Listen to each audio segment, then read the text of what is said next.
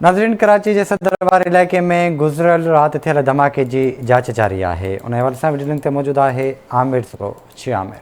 जी बिल्कुल, गुज़िरियल राति जेको सदर जे इलाइक़े दाऊद पोटरा रोड ऐं जेको यूनाइटेड बेकरी हुई उते ज़ोरदार धमाको थियो, जंहिंजे नतीजे में हिकिड़ो उमर सिद्दीक़ नाले शख़्स जेको जना हॉस्पिटल में टेक्नीशियन हो उहो बि मारिजियो। उन सां गॾोगॾु 11 माण्हू जेके हुया शदीद ज़ख़्मी थिया, जिन खे जना हॉस्पिटल में शिफ्ट कयो वियो ऐं उन्हनि जी जेकी मेडिकल आहे उहा जारी आहे। ॿिए तरफ़ मां तव्हांखे ॿुधाईंदो हलां थी उहे गाॾियूं आहिनि जेकी उन बम ब्लास्ट में जेको आहे सो मुतासिर थियूं आहिनि। हीअ किरोला कार आहे जेकी हीअ मुकमल तबाह थी वई आहे ऐं हीअ हाईएस्ट गाॾी आहे जेकी जेको आहे सो हीअ बि हिन जी मुतासिर थी आहे। हिन खे क्लियर शुरनि जा निशान नज़र अचनि था। ॿिए तरफ़ ही रिहाइशी बिल्डिंग आहे, इन जा बि शीशा टुटल नज़र अचनि था ऐं हीअ दाऊद पोटरा रोड फूड स्ट्रीट जे नाले सां मशहूरु आहे। ऐं हीअ अवां हिते ॾिसंदो त हीअ जेके कारुनि जा शीशा आहिनि उहे पिणु हिते पियल आहिनि। उन सां गॾोगॾु 6 खां 7 कारियूं आहिनि जेके उन ब्लास्ट में मुतासिर थियूं आहिनि। त हीअ उहे गाॾियूं आहिनि जेके हीअ मुतासिर थियूं आहिनि, बिल्कुलु ही मुतासिर थियूं आहिनि। ऐं यकीनन बम डिस्पोज़ल जी टीम जी जेकी रिपोर्ट आई आहे उन में इहो चयो वियो आहे त हीअ जेको ब्लास्ट हुयो हिकिड़ी साइकिल में जेको आहे सो ब्लू कलर जी थैली हुई उन में रखियो।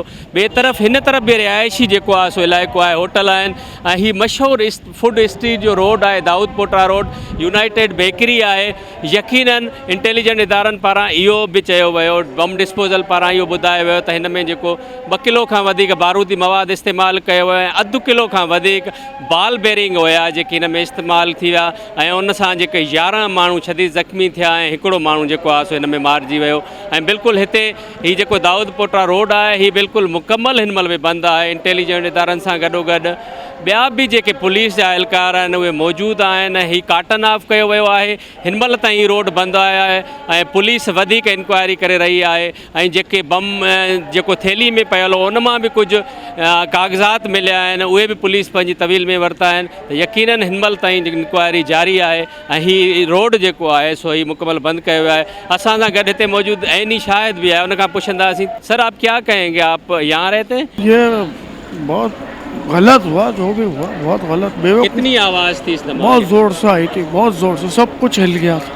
अच्छा। बहुत तेज़ पावर, लेकिन ये गलत है, बेगुनाह लोग हैं, नुकसान है, गाड़ियों का नुकसान। उसमें हुकूमत को चाहिए कि देखे सारे और उसमें ज़िम्मेदार है हुकूमत, वो चाहिए देखें कि वो सही हो जाए। जी बिल्कुलु, यकीनन हितां जा जेके रिहाइशी आहिनि उन्हनि जो इहो ई चवणु आहे त हीअ जेको गुज़िरियल राति धमाको थियो आहे इहो तमामु ज़ोरदार धमाको हुयो ऐं हितां जा जेके रिहाइशी आहिनि उन्हनि में बि ख़ौफ़ फैलिजी वियो त हीअ कहिड़े क़िस्म जो धमाको आहे। उन सां गॾोगॾु जेकी क़ीमती गाॾियूं आहिनि पिणु उन जेको आहे ब्लास्ट में मुतासिर थियूं आहिनि। त बिल्कुलु यकीनन दाऊद पोटरा रोड जे साम्हूं हीअ बिल्कुलु रोड कार्टन ऑफ आहे ऐं यकीनन जॾहिं इंटेलिजेंट इदारनि पारां ही क्लीयरेंस ॾिनी वेंदी पोइ ही रोड खोलियो वेंदो ट्रैफ़िक जे लाइ। जी।